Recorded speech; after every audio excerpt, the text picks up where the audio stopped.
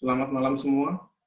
Perkenalkan, nama saya Daniel Ardimas Bidinderek dengan NIM 202114039.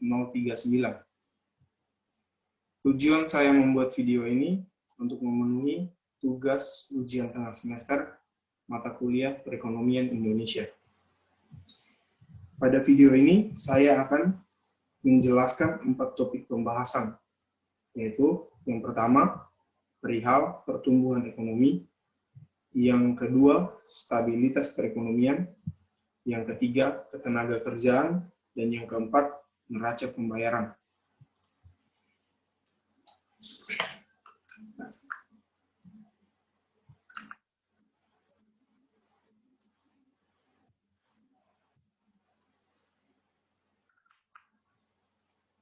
Baik, kita akan masuk ke topik pembahasan yang pertama, yaitu pertumbuhan ekonomi. Pertumbuhan ekonomi mengacu pada peningkatan produksi atau output real suatu ekonomi. Biasanya diukur dengan PDB suatu negara atau produk domestik bruto suatu negara. Ekspansi output dan juga PDB didorong melalui kegiatan produksi dan konsumsi barang jasa dalam sebuah perekonomian. Secara umum, pertumbuhan dan pembangunan ekonomi dipandang dan dianggap sebagai tujuan utama pemerintah di seluruh dunia, termasuk Indonesia, karena pertumbuhan dan pembangunan ekonomi sangat terkait dengan tujuan meningkatkan standar hidup warga negara. Namun, isu pertumbuhan ekonomi tidak bisa terlepas dari isu terkait lingkungan. Kontribusi lingkungan memiliki peran signifikan terhadap gagasan tersebut. Keterkaitan antara lingkungan dan ekonomi dapat membentuk lingkungan yang menyediakan sumber daya alamnya sebagai input untuk produksi barang dan jasa, dan juga dalam bentuk sebagai korban limbah dan emisi yang dihasilkan melalui kegiatan ekonomi tersebut. Di sini saya akan mengambil 2 teori dari ahli, yaitu yang pertama Adam Smith dan yang kedua David Ricardo. Oke, untuk Adam Smith, menurutnya perekonomian akan tumbuh dan berkembang jika ada pertambahan penduduk dan memperluas pasar dan mendorong spesialisasi. Contohnya, ada negara X yang punya sedikit penduduk dan negara Y yang mempunyai banyak penduduk. Kebutuhan hidup masyarakat di negara X lebih sedikit, sehingga tidak menciptakan permintaan barang atau jasa. Dan beragam barang atau jasa yang banyak dan beragam di pasar, sehingga semakin banyak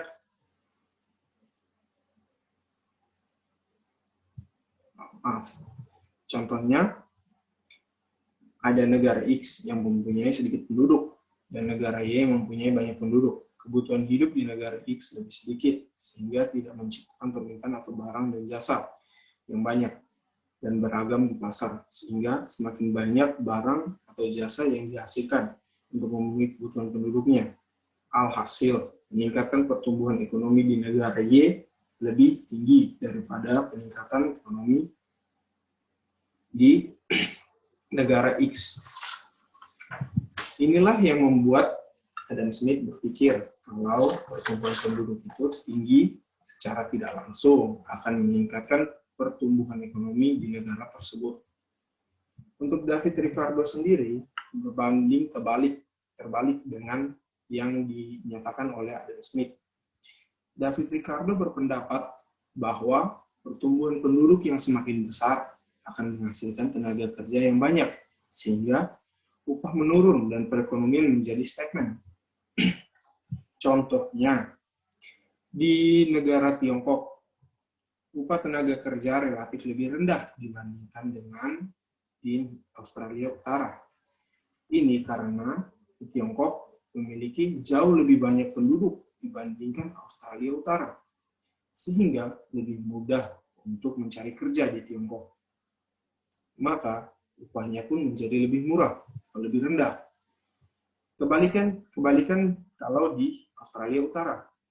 karena susah mencari tenaga kerja di Australia Utara yang memiliki jumlah penduduk yang sedikit dari permintaan tenaga kerja di sana. Oleh karena itu, upah yang diterima di negara Australia Utara lebih tinggi daripada upah yang diterima di negara Tiongkok.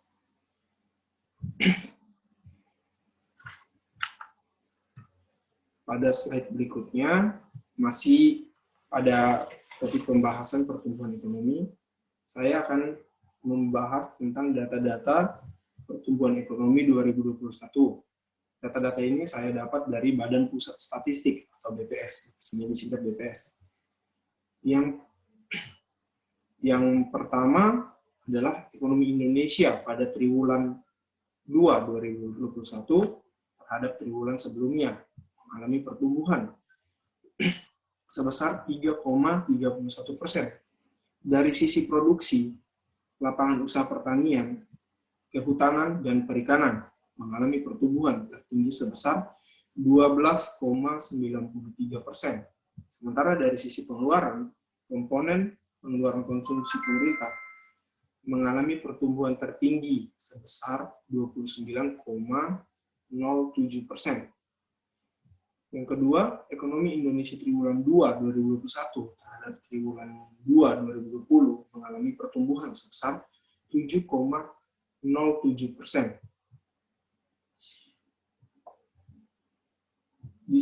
Dari sisi produksi, lapangan usaha transportasi dan pergudangan mengalami pertumbuhan tertinggi, yaitu sebesar 25,10%.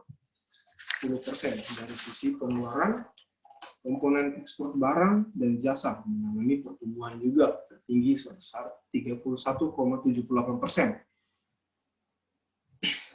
Yang ketiga, ekonomi Indonesia semester 1 2021 terhadap semester 1 2020 mengalami pertumbuhan sebesar 3,10%. Dari sisi produksi, pertumbuhan terbesar terjadi pada lapangan usaha, informasi, dan komunikasi sebesar 7,78%. Sementara dari sisi pengeluaran, semua komponen tumbuh. Pertumbuhan tertinggi terjadi pada komponen ekspor barang dan jasa, yaitu bertumbuh sebesar 18,51%. Yang keempat, pertumbuhan triwulan 2 2021 terjadi di semua kelompok pulau. Hal ini terutama terlihat pada kelompok provinsi di Pulau Jawa, dengan kontribusi sebesar 57,92% dan pertumbuhan sebesar 7,88%.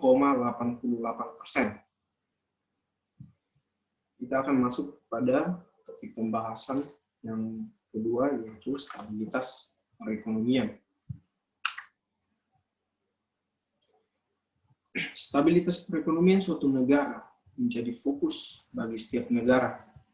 Hal ini dikarenakan apabila perekonomian suatu negara tidak stabil, maka akan menimbulkan masalah-masalah ekonomi, seperti rendahnya pertumbuhan ekonomi, tingginya tingkat pengangguran, dan tingginya tingkat inflasi.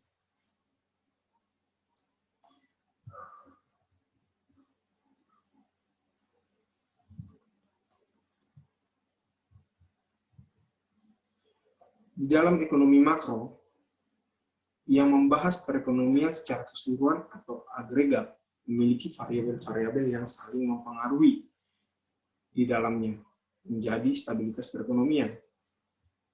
Variabel makroekonomi tersebut diantaranya yaitu tingkat bunga, tingkat harga atau inflasi, dan pertumbuhan ekonomi. Variabel makroekonomi tersebut menjadi instrumen yang penting di dalam menjaga kestabilan perekonomian suatu negara. Dengan kata lain, setelah melihat hubungan di antara instrumen makroekonomi tersebut, pemerintah atau otoritas moneter mampu melakukan kebijakan yang tepat untuk ekonomi makro suatu negara. Stabilitas perekonomian juga merupakan sasaran dalam membangun nasional dan juga menjadi persyaratan bagi tercapainya kualitas pertumbuhan. Oleh karena itu, adanya keseimbangan di dalam variabel makroekonomi akan menentukan stabilitas perekonomian. Di Indonesia sendiri, perekonomian dapat dikatakan belum stabil. Hal ini tentu dapat disebabkan oleh beberapa hal. Salah satunya yaitu inflasi yang tinggi. Inflasi yang tinggi seringkali disebabkan oleh krisis global, kesalahan manajemen, kurangnya produksi, dan perubahan sistem ekonomi. Inflasi salah satu indikator perekonomian yang penting. Laju perubahannya selalu diupayakan rendah dan stabil agar tidak menimbulkan masalah makroekonomi yang nantinya akan memberikan dampak ketidakstabilan dalam perekonomian. Dengan inflasi yang tinggi, akan menyebabkan kecenderungan peningkatan terhadap harga barang dan jasa umum secara terus-menerus selama periode tersebut. Kemudian, peningkatan tersebut akan berdampak pada penurunan daya beli masyarakat, yang membuat hasil produksi juga mengalami penurunan, dan pada akhirnya, pengurangan pendapatan nasional pada negara tersebut pun dirasakan. Berkurangnya pendapatan nasional ini menjadi gambaran umum dari ketidakstabilan perekonomian.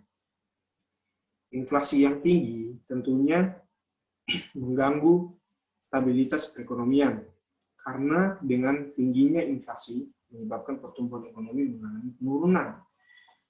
Inflasi dapat mengubah pendapatan masyarakat menjadi rugi atau menguntungkan, tergantung pada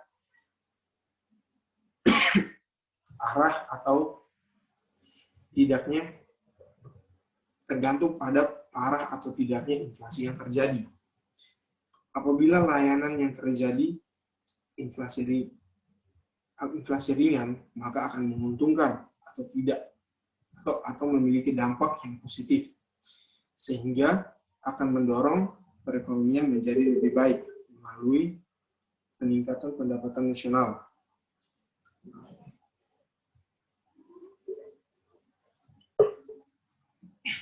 Maaf, saya lanjutkan. Sementara, jika yang terjadi hyperinflasi, maka akan mendorong perekonomian menjadi lebih buruk.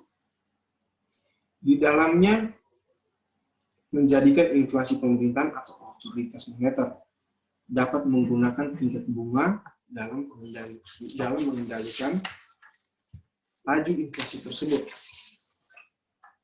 Ketika inflasi tinggi, akibatnya pendapatan mengalami peningkatan dan menyebabkan jumlah uang beredar di masyarakat banyak. Pemerintah atau otoritas moneter dapat mencegah tingginya konsumsi dengan menaikkan tingkat suku bunga dengan harapan bahwa jumlah uang beredar akan berkurang, sehingga permintaan agregat pun akan berkurang dan kenaikan harga akan dapat teratasi. Tingkat bunga menjadi salah satu hal yang mempengaruhi keputusan individu dalam membelanjakan uangnya atau akan menabungkan uang tersebut. Maaf, salah tik tadi.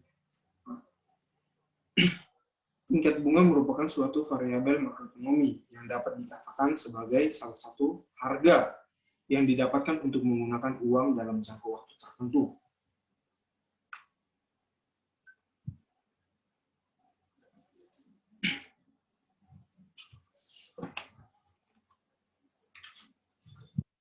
Sekarang kita akan masuk pada stabilitas makroekonomi. Stabilitas makroekonomi suatu negara. Maaf. Oke. Sekarang kita akan masuk pada stabilitas makroekonomi.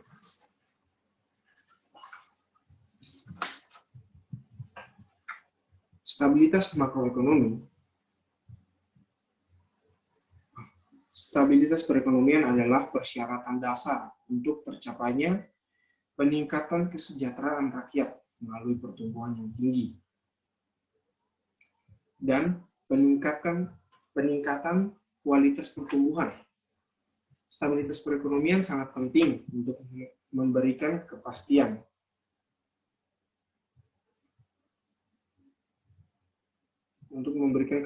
perusahaan bagi para pelaku ekonomi. Stabilitas ekonomi makro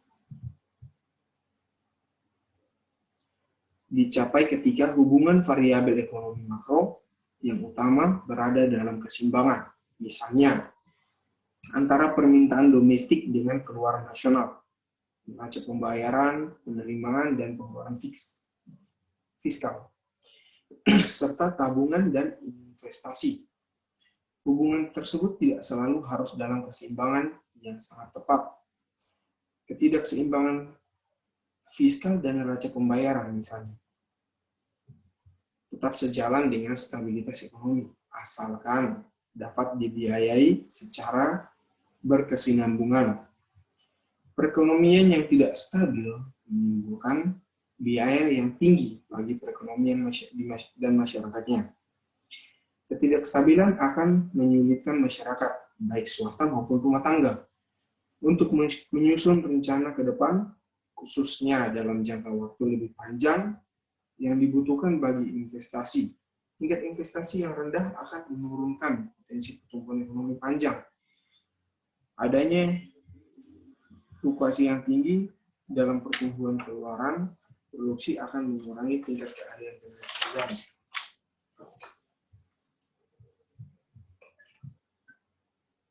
Yang lama menganggur. Inflasi yang tinggi dan fluktuasi yang tinggi menimbulkan biaya yang sangat besar kepada masyarakat. Beban terberat akibat inflasi yang tertinggi akan dirasakan oleh penduduk miskin yang mengalami penurunan daya beli. Inflasi yang berfluktuasi tinggi menyulitkan perbedaan pergerakan harga yang disebabkan oleh perubahan permintaan atau penawaran barang dan jasa dari kenaikan umum harga-harga yang disebabkan oleh permintaan yang berlebihan. Akibatnya terjadi alokasi efisiensi sumber daya.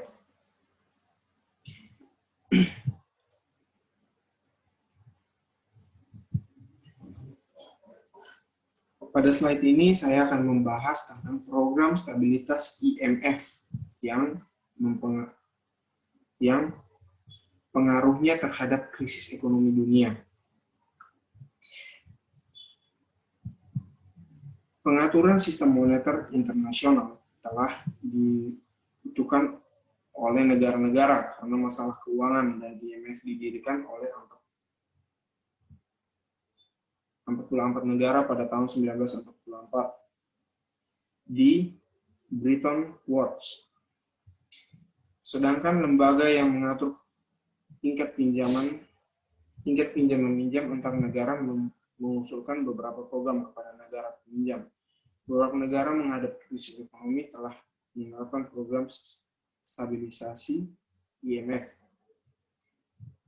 5 negara Asia Tenggara yang telah berpengalaman dalam penerapan program stabilisasi IMF sebelum krisis pada tahun 1997 adalah Korea, Malaysia, Filipina, dan Indonesia. Kebijakan liberalisasi keuangan telah dimulai menjelang akhir tahun 1980-an di negara-negara Asia Tenggara. Risiko tersebut meningkat karena nilai mata uang yang terlalu tinggi dan meningkatnya transaksi pasar keuangan dalam jenis mata uang asing. Negara-negara Asia telah mengadopsi kontraksi sektor publik dalam sistem keuangan. Kenaikan suku bunga, arus masuk investasi asing, kepemilikan aset lembaga keuangan, dan pinjaman dari sumber daya asing dikontrakan dan dikreditkan. Tingkat inflasi merupakan faktor penting untuk investasi dan tabungan di negara-negara. Jika tingkat inflasi lebih dari 30% per tahun di negara yang disebut sebagai negara dengan inflasi tertinggi dan menghadapi krisis utang. Di sisi lain, jika tingkat inflasi di bawah 15% per tahun, negara tersebut dinyatakan dengan inflasi rendah dan terlindungi dari krisis utang. Negara Asia tidak memiliki masalah dengan tingkat inflasi. Tingkat inflasi yang terlalu tinggi sebagai contoh. Indonesia memiliki tingkat inflasi yang paling rendah di Asia, bahkan angkanya menurun dari 4,40% menjadi 4,66% pada tahun 1991 dan 1997. Untuk menjaga stabilitas dan mencegah krisis dalam sistem moneter internasional, IMF memantau kebijakan negara, anggota, serta perkembangan ekonomi dan keuangan nasional, region, dan global, melalui suatu sistem yang disebut pengawasan. IMF memberi saran kepada negara-negara anggota dan mendorong rencana kebijakan yang mampu meningkatkan stabilitas ekonomi, mengurangi kerentanan terhadap krisis ekonomi dan keuangan, dan memperbaiki standar hidup. IMF juga memberikan penilaian berkala mengenai prospek global dalam laporan Outlook Ekonomi Dunia atau World Economic Outlook. Pasar keuangan dan laporan stabilisasi keuangan global atau Global Financial Stability Report, perkembangan keuangan pemerintahan dan monitor fiskal atau fiskal monitor, dan mengenai posisi sektor eksternal negara-negara terbesar dalam laporan sektor eksternal atau biasa disebut external sector report, serta serangkaian outlook ekonomi kawasan.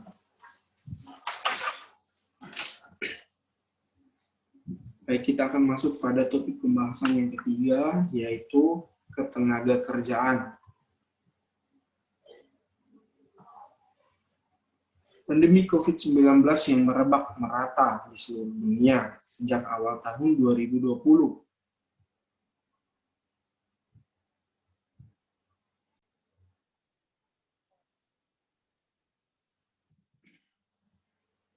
Di mana saat ini kondisinya justru semakin buruk dengan meningkatnya jumlah orang yang terinfeksi walaupun vaksin COVID-19 sudah ditemukan.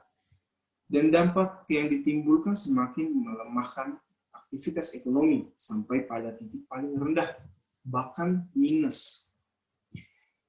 Semakin menambah jumlah tantangan berat yang harus diantisipasi oleh dunia ketenaga kerjaan saat ini. Selain tantangan untuk menjawab kehadiran era industri 4.0 dan tantangan bagaimana memanfaatkan bonus demografi yang sedang terjadi.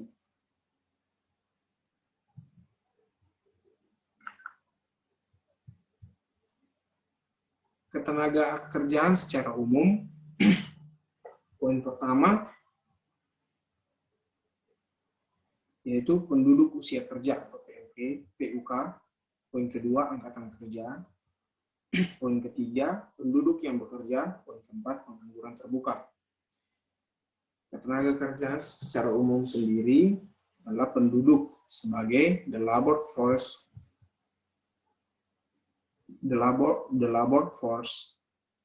concept yang dipublikasikan oleh International Labour Organization dan diadaptasi oleh Badan Pusat Statistik terbagi atas beberapa kelompok sebagai berikut, yaitu pertama penduduk usia kerja seperti yang sudah saya sebutkan tadi, atau biasanya disebut PUK. Penduduk usia kerja berdasarkan data Sakernas periode Agustus 2020 yang diolah Pusdatinaker sebesar 203.900.000 orang atau sekitar 75,49% dari jumlah populasi di Indonesia dibandingkan sensus penduduk 2020 pada Badan Pusat Statistik. Jumlah ini mengalami kenaikan sebesar 1,39% dibandingkan tahun lalu pada periode Agustus 2019. Sama halnya pada tahun sebelumnya, yaitu Agustus 2019. Penduduk usia kerja yang berjenis kelamin perempuan masih mendominasi. Yang berjenis kelamin perempuan sebanyak 50,01% dari total penduduk usia kerja, sedangkan laki-laki hanya sebesar 49,99%.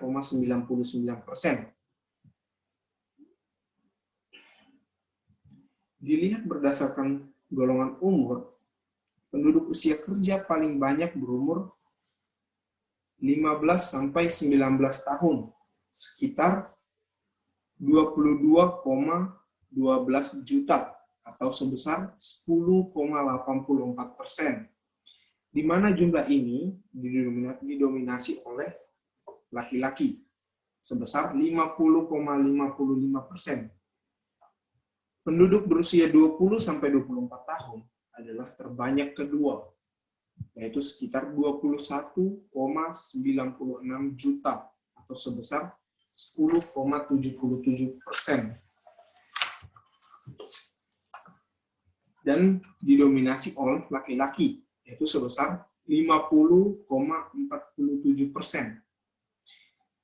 Selanjutnya adalah penduduk usia 25-29 tahun, dengan jumlah sekitar 21,69 juta atau sebesar 10,63%.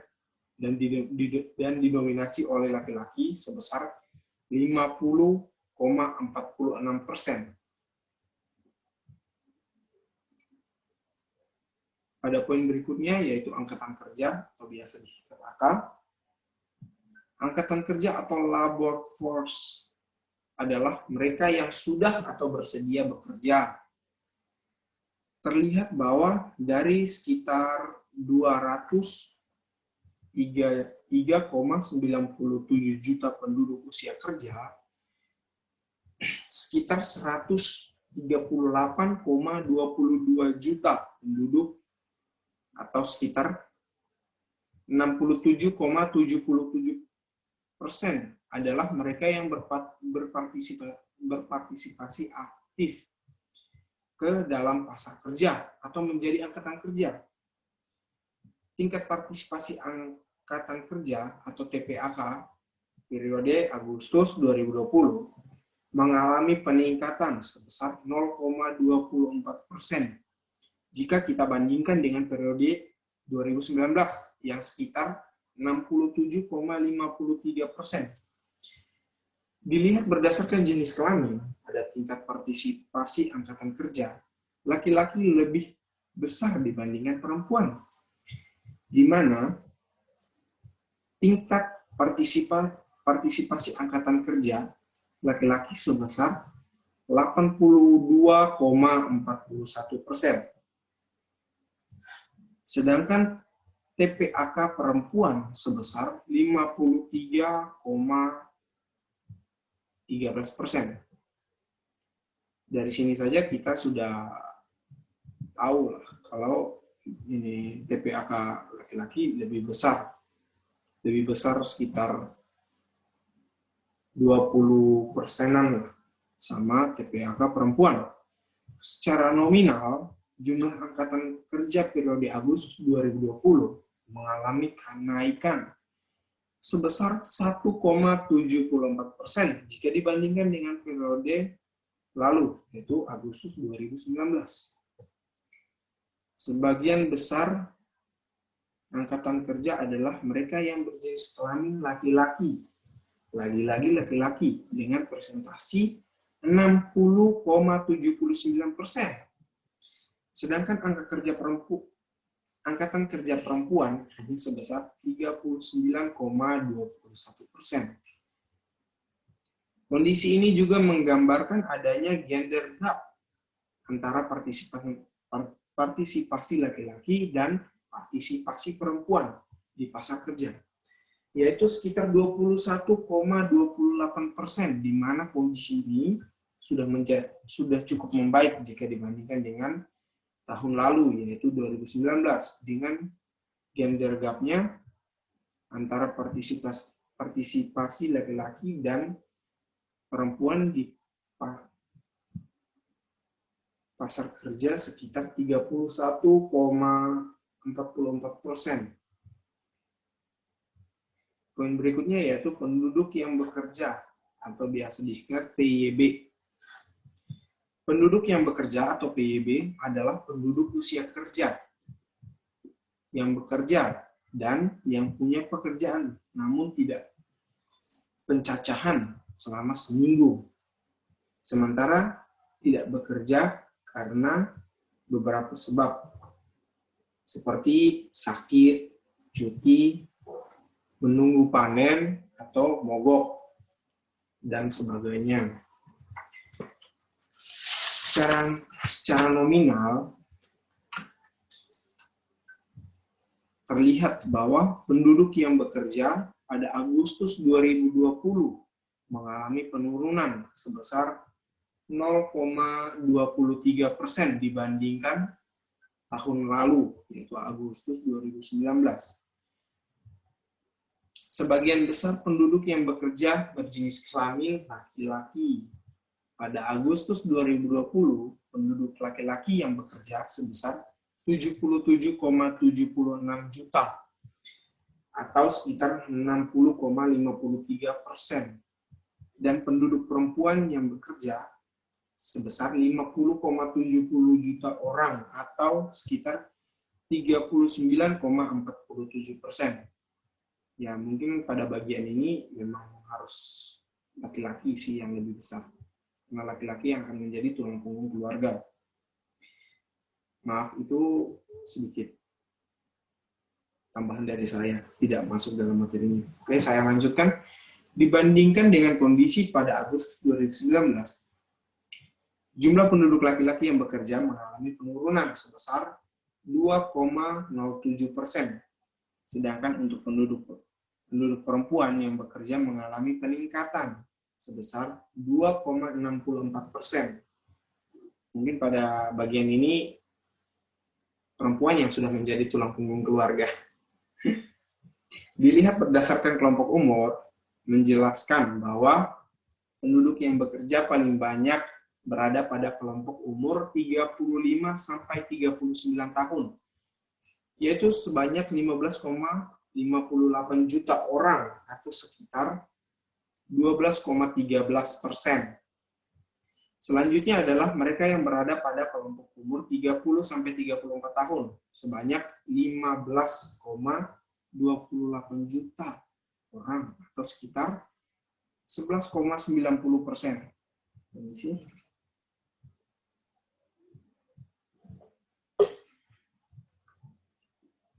Saya lanjutkan.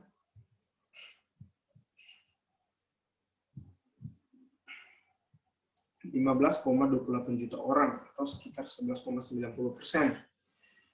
Pada urutan ketiga terbanyak adalah mereka yang berada pada kelompok umur 40 sampai 44 tahun, yaitu sebanyak 15,13 juta orang atau sekitar 11,78%. Pada semua kelompok umur penduduk yang bekerja didominasi oleh mereka yang berjenis kelamin laki-laki.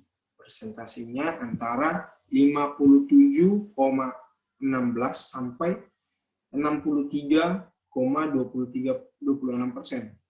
Apabila dibandingkan dengan tahun lalu, yaitu Agustus 2019, mereka yang tergolong dalam kelompok umur 15 sampai 19 tahun ke atas mengalami peningkatan jumlah penduduk yang bekerja paling tinggi, yaitu peningkatan sebesar 10,33%.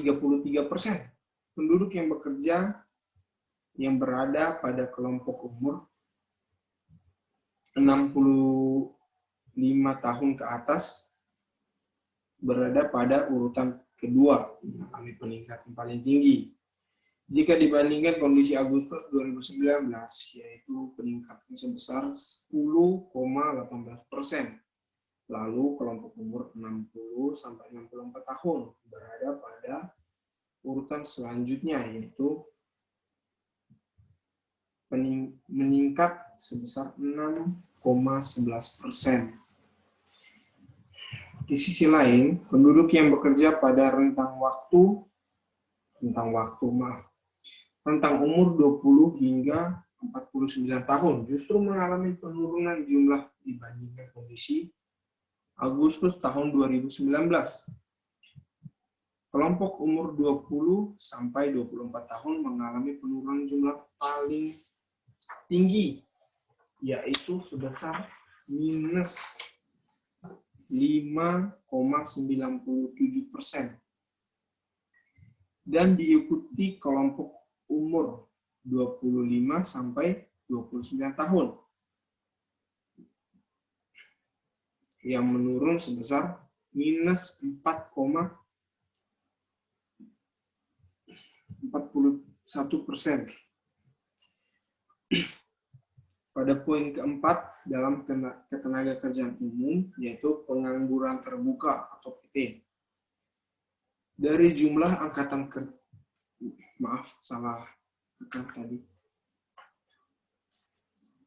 Dari jumlah angkatan kerja sebesar 138,22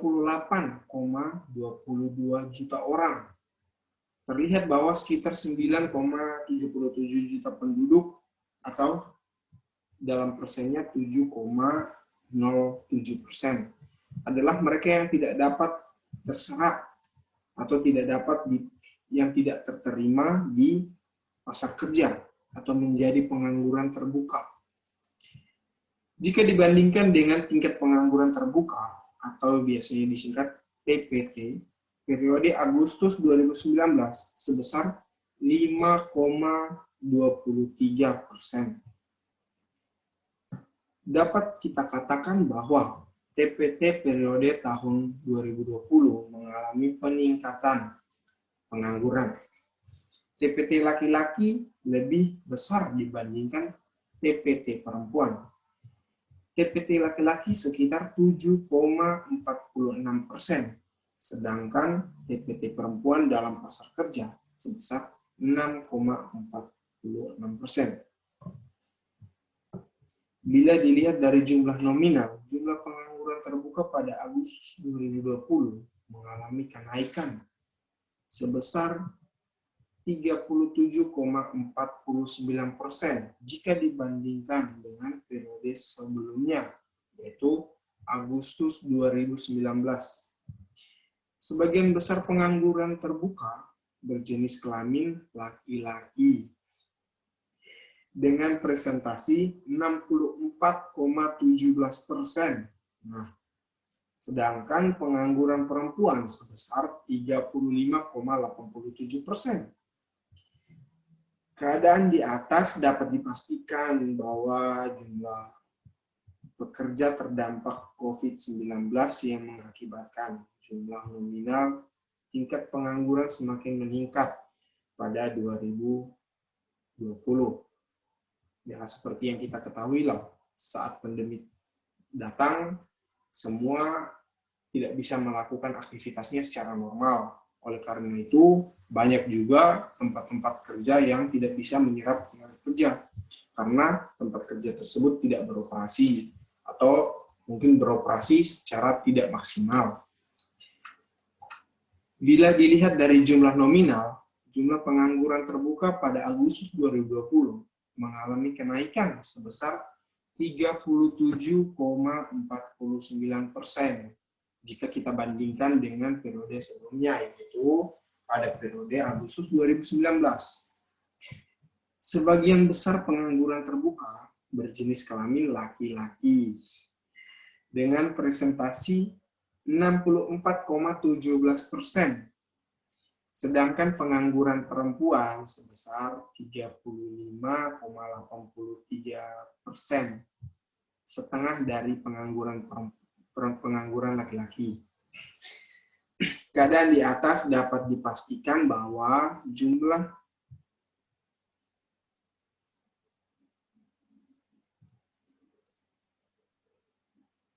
Astaga, maaf, saya ternyata sudah mengulangi kalimat yang sudah saya jelaskan tadi. Sekali lagi saya minta maaf. Baik, saya akan melanjutkan. Saya tidak akan melanjutkan yang tadi, soalnya sudah dijelaskan. Saya akan melanjutkan yang tadi sudah saya jelaskan. Selanjutnya, berdasarkan golongan umur, menggambarkan bahwa sebagian besar pengangguran berusia 20 sampai 24 tahun, yaitu sebesar 62,31%. Pengangguran berumur 15 tahun sampai 19 tahun berada pada urutan kedua, yaitu sebesar 1,62 juta orang atau sekitar 16,64%, di mana presentasi laki-laki sedikit lebih banyak dibandingkan dengan perempuan, yaitu sebesar 55,30%. Urutan selanjutnya adalah pengangguran berusia 25 sampai 29 tahun sebanyak 1,58 juta orang, atau sekitar 16,15%, yang didominasi oleh laki-laki sebesar 66,01%.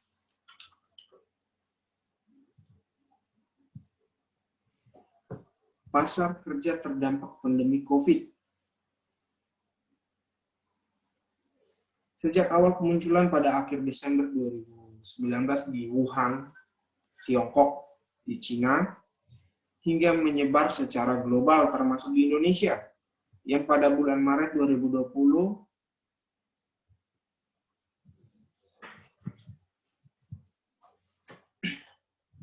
pertama kali secara resmi diumumkan oleh pemerintah, sampai dengan saat coronavirus telah menjadi perhatian utama oleh semua pihak di seluruh dunia.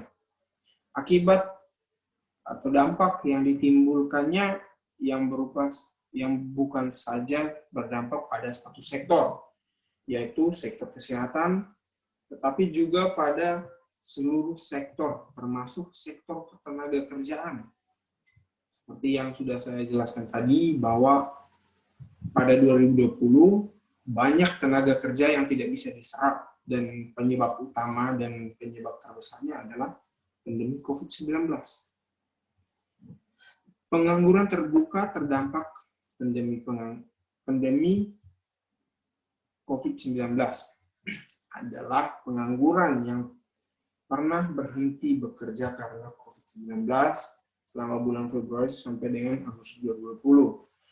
Berdasarkan data Sakernas periode Agustus 2020, sebagian besar pengangguran terbuka akibat dampak pandemi COVID-19 berjenis kelamin laki-laki dengan presentasi 64,80% dan sisanya sebesar 35,20%. Tentu saja itu berjenis kelamin perempuan. Nilai tersebut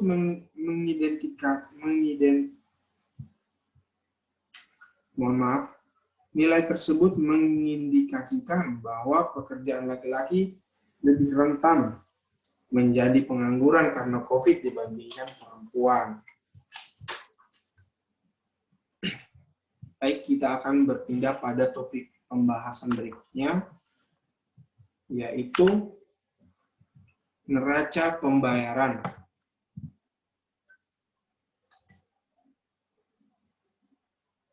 Perkembangan perekonomian suatu negara saat ini tidak dapat terlepas dari kondisi perekonomian global. Hubungan ekonomi antar negara menjadi faktor penting yang berpengaruh terhadap perkembangan ekonomi masing-masing negara. Pada saat ini, tidak ada satu negara pun yang berada dalam kondisi autarki atau negara yang terisolasi tanpa adanya hubungan ekonomi dengan negara lain. Kondisi ini menyebabkan daya saing sebagai salah satu faktor yang menentukan dalam kompetisi antara negara agar memperoleh manfaat dari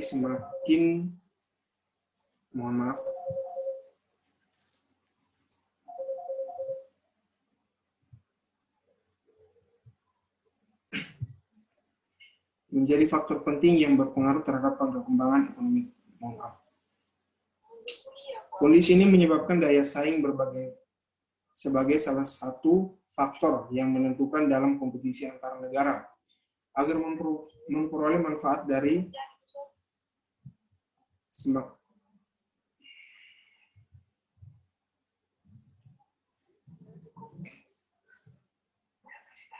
keuntungan dari terbentuknya perekonomian dunia dapat dilihat dari keadaan neraca pembayaran satu negara.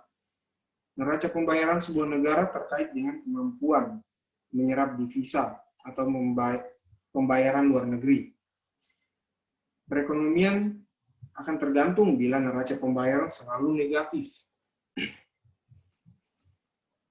Transaksi internasional yang memerlukan valuta asing dalam pembayaran impor dan pembayaran utang luar negeri maupun transfer lainnya. Neraca pembayaran dapat dipengaruhi juga oleh faktor dalam negeri, yakni oleh besarnya jumlah uang beredar.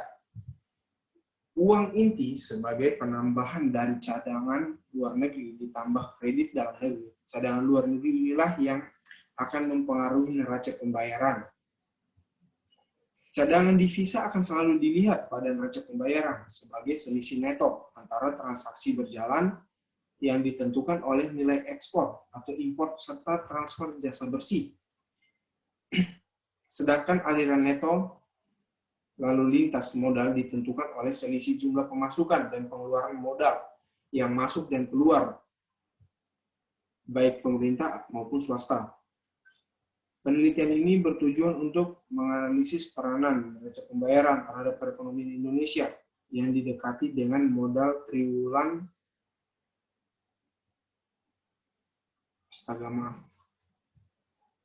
didekati dengan dan menganalisis determinan neraca pembayaran Indonesia.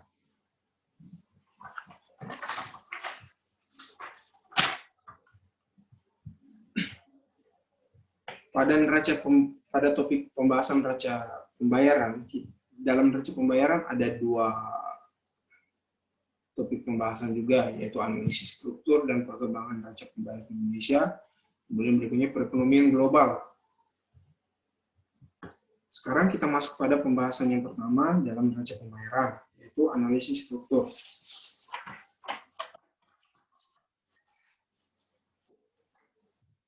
Analisis struktur dan perkembangan neraca pembayaran Indonesia atau biasanya disingkat NPI. Neraca pembayaran yaitu catatan atau sistematis tentang transaksi ekonomi internasional antara penduduk suatu negara dengan penduduk negara lainnya dalam jangka waktu tertentu. Neraca pembayaran, perkembangan neraca pembayaran Indonesia sebelum krisis ekonomi terjadi mengalami satu, neraca perdagangan pada umumnya selalu mengalami surplus. Dua, neraca jasa Indonesia selalu menunjukkan pengeluaran yang lebih besar dibandingkan dengan penerimaannya, sehingga karakteristik neraca jasa selalu menunjukkan defisit. Tiga, transaksi berjalan secara umum selalu menunjukkan defisit. Transaksi modal pada umumnya selalu mengalami surplus. Karakteristik neraca pembayaran sejak krisis ekonomi sampai dengan tahun 2021. Dapat dikemukakan bahwa selama periode setelah terjadinya krisis yang sudah saya jelaskan tadi, krisis ekonomi pada tahun 1997 sampai dengan tahun 2001. Karakteristik neraca pembayaran Indonesia menunjukkan perubahan sebagai berikut. Satu, neraca perdagangan secara keseluruhan tetap menunjukkan surplus. Namun demikian, khusus neraca perdagangan non-migran yang sebelumnya menunjukkan defisit telah berubah menjadi surplus, sementara neraca perdagangan migran menunjukkan surplus. Neraca jasa yang tadinya menunjukkan defisit setelah krisis, neraca jasa sebagaimana terjadi sebelumnya tetap menunjukkan karakteristik yang selalu defisit. Yang ketiga, transaksi berjalan yang sebelumnya krisis mengalami defisit telah berubah menjadi surplus. Yang keempat, transaksi modal Yang sebelumnya krisis ekonomi pada umumnya surplus, setelah terjadinya krisis malah menunjukkan defisit.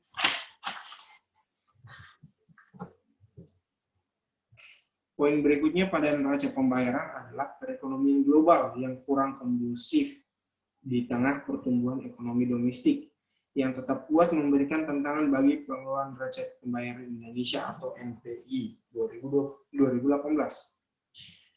Perekonomian global yang kurang menguntungkan telah memberikan tekanan pada NPI, baik melalui jalur perdagangan maupun jalur finansial. Tekanan kuat pada triwulan 2 dan 3 2018.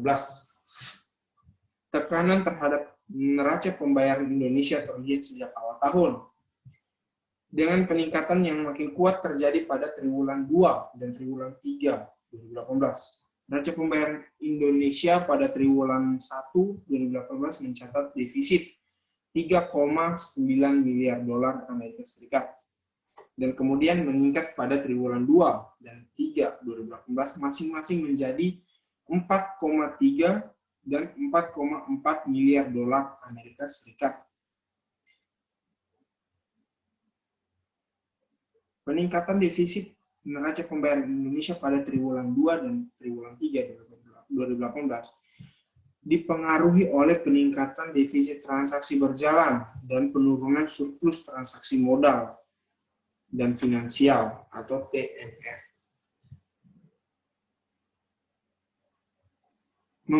Kemudian membaik pada triwulan 4 2018. Tekanan neraca pembayaran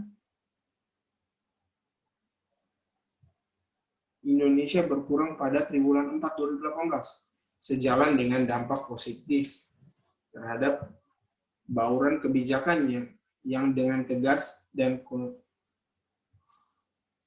konsisten ditempuh baik Indonesia pemerintahan dan otoritas terkait lainnya. Sinergi kebijakan dapat membawa neraca pembayaran Indonesia triwulan 4 2018 kembali mencatat surplus sebesar 5,4 miliar dolar Amerika Serikat. Berikutnya kita akan membahas tentang data neraca pembayaran yang diambil dari Bank Indonesia atau BI, biasanya disingkat BI. Yang pertama, neraca pembayaran Indonesia atau NPI pada triwulan 4 2020 tetap baik sehingga menopang ketahanan eksternal. Neraca pembayaran Indonesia pada triwulan 4 2020 defisit rendah sebesar 0,2 miliar dolar Amerika Serikat ditopang oleh surplus transaksi berjalan di tengah transaksi modal dan finansial yang defisit rendah. Dengan perkembangan tersebut, neraca pembayaran Indonesia secara keseluruhan tahun 2020 surplus 2,6 miliar dolar. Yang kedua, surplus transaksi berjalan berlanjut pada triwulan 4 2020 ditopang oleh surplus neraca barang yang meningkat. Pada triwulan 4 2020, transaksi berjalan kembali surplus sebesar 0,8 miliar dolar Amerika Serikat. Melanjutkan capaian surplus pada triwulan sebelumnya sebesar 1,0 miliar dolar Amerika Serikat. Yang berikutnya, transaksi modal dan finansial pada triwulan 4 2020 tetap baik, ditopang terutama oleh surplus investasi langsung dan investasi portofolio.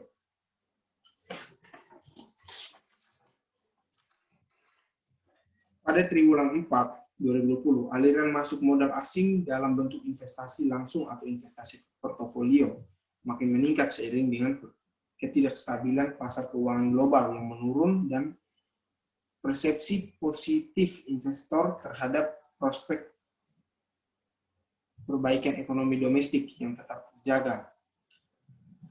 Surplus investasi langsung mencapai 4,2 miliar dolar, meningkat dari triwulan sebelumnya.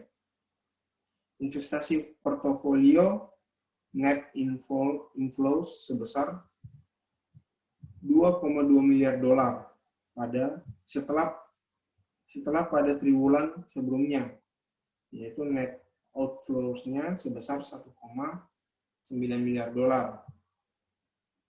Berikutnya, neraca pembayaran Indonesia secara keseluruhan tahun 2020 surplus, sehingga ketahanan sektor eksternal tetap terjaga di tengah tekanan pandemi COVID-19. Surplus neraca pembayaran Indonesia 2020 sebesar 2,6 miliar dolar. Selanjutnya, capaian surplus pada tahun sebelumnya melanjutkan capaian surplus pada tahun sebelumnya sebesar 4,7 miliar dolar Amerika Serikat. Perkembangan tersebut didorong oleh penurunan defisit transaksi berjalan serta surplus transaksi modal dan finansial. Defisit transaksi berjalan pada tahun 2020 sebesar 4,7 miliar dolar Amerika Serikat, jauh menurun daripada defisit pada 2019 sebesar 30,3 miliar dolar. Penurunan defisit tersebut berjalan dengan kinerja ekspor yang terbatas akibat melemahnya permintaan dari negara mitra dagang yang terdampak COVID-19. Di tengah impor yang juga bertahan akibat permintaan domestik yang belum kuat, sementara itu transaksi modal dan finansial pada 2020 tetap surplus sebesar 7,9 miliar dolar, sejalan dengan optimisme investor terhadap pemulihan ekonomi domestik yang berjalan dengan ketidakpastian di pasar keuangan global yang meredah, terutama pada semester 2 2020. Pada slide berikutnya kita akan mohon maaf karena terlalu asik membahas materi ini, saya sampai lupa kalau ternyata sudah selesai. Sebelumnya saya minta maaf kalau tadi ada banyak kesalahan pengucapan atau ada banyak kesalahan dalam materi saya. Saya ucapkan terima kasih karena sudah menonton video saya dari awal sampai akhir. Sekarang saya pamit undur diri. Terima kasih, selamat malam semua.